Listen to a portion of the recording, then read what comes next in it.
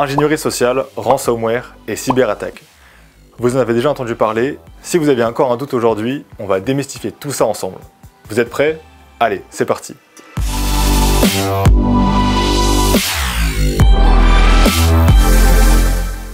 Moi c'est Narek, consultant en sécurité informatique chez OnePoint et créateur de contenu en cybersécurité.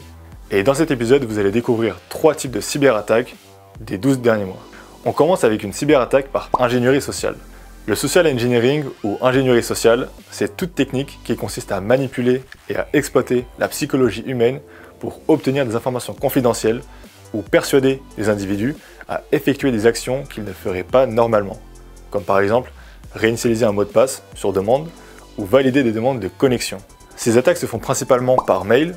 Vous recevez un mail de votre entreprise qui semble être légitime et qui vous demande de réaliser une action, comme par exemple vous connecter à votre compte ou valider une demande de connexion. C'est aussi possible par téléphone. Les cybercriminels appellent votre service support et se font passer pour vous en ayant cherché vos informations au préalable en ligne. Et je vais vous donner un exemple récent, c'est la cyberattaque sur la première ligne de casino mondial MGM Resorts. Le 10 septembre 2023, le groupe de ransomware Scatter the Spiders a trouvé des informations précieuses d'un senior de l'entreprise sur LinkedIn et a appelé le support pour réinitialiser le mot de passe de son compte. L'impact de la cyberattaque, c'est 100 serveurs critiques qui ont pris un ransomware et plus de 6 téraoctets de données confidentielles chiffrées.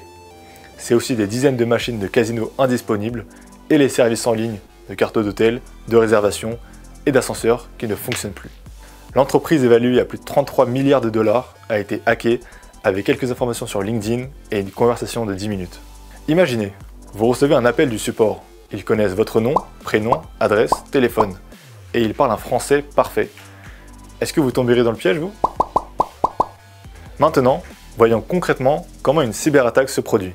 Pour commencer, voyons comment les groupes de ransomware obtiennent un accès initial sur votre réseau. Il faut savoir que quand une entreprise est victime d'une cyberattaque, très souvent, des données fuitent. Ça peut être des documents confidentiels ou encore des données d'identifiant mot de passe.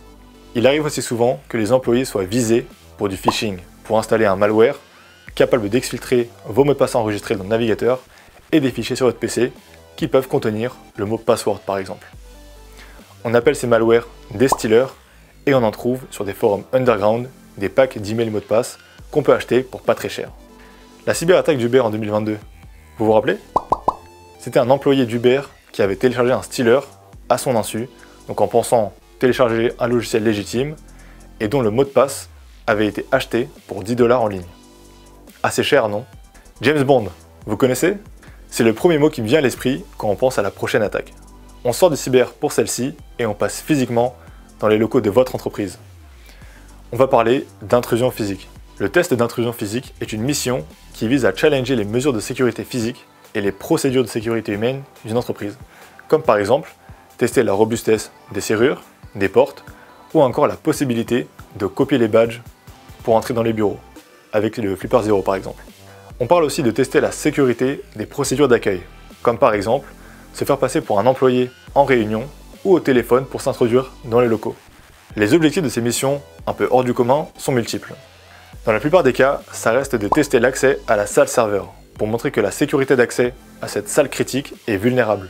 Mais ça peut aussi être de rentrer dans les bureaux des hauts directeurs, comme le PDG ou le maire pour un hôtel de ville, ou de récupérer un matériel en particulier. Ça peut être des clés, des documents, ou autres, selon la nature de l'entreprise. Dans un cas réel, ces attaques ont pour but principalement l'espionnage, industriel ou économique. Et c'est souvent des étudiants ou consultants d'un pays qui partent en mission dans un autre pays afin de se faire recruter en entreprise et ainsi récupérer des données confidentielles.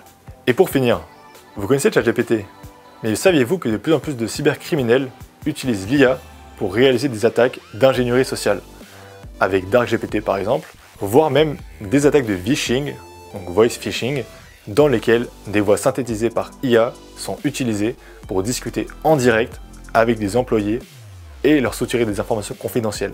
Voilà, vous savez maintenant comment fonctionne l'ingénierie sociale, les attaques de ransomware et les missions d'intrusion physique. Du coup, n'oubliez pas, la prochaine fois que vous verrez une personne louche dans votre entreprise, hop hop hop, je peux voir votre badge monsieur? Le bon réflexe.